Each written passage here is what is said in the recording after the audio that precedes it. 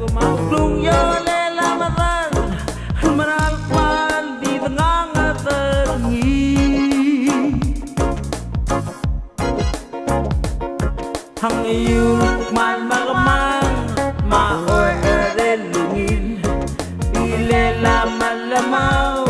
Senel gora ola auma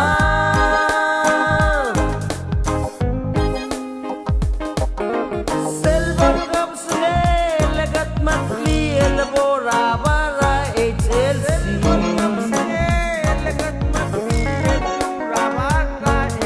Club galelat milwa marara mo ututa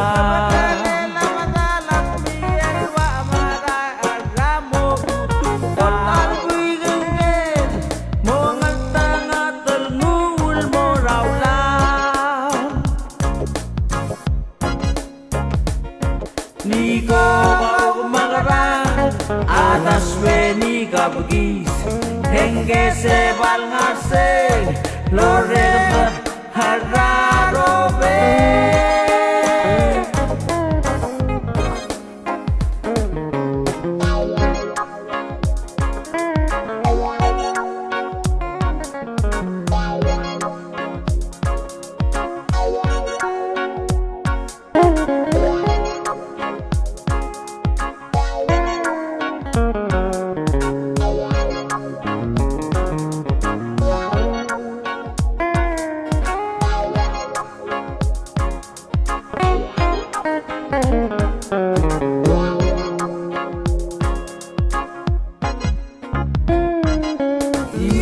Man magamang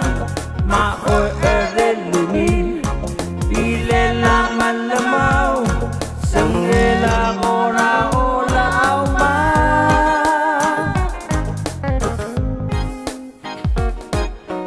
Imol ngal gamral ugir dilal mlarak wamal me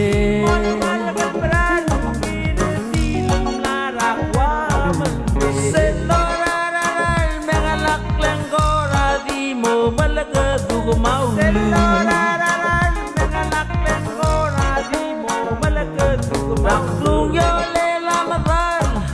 Marandi dengan ngatengi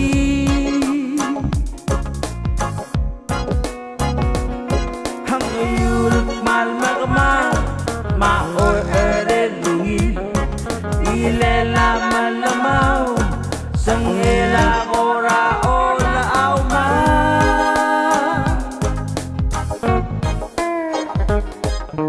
Selbal gam senel lagat matli entura bara HLC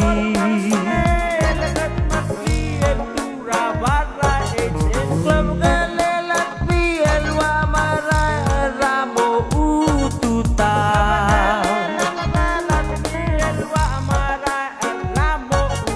Kotal buy genggel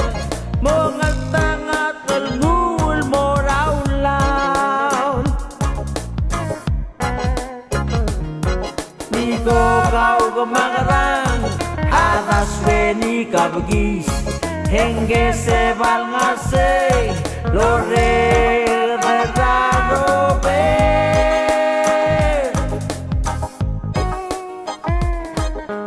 Club galelat biel wa marara mo ututa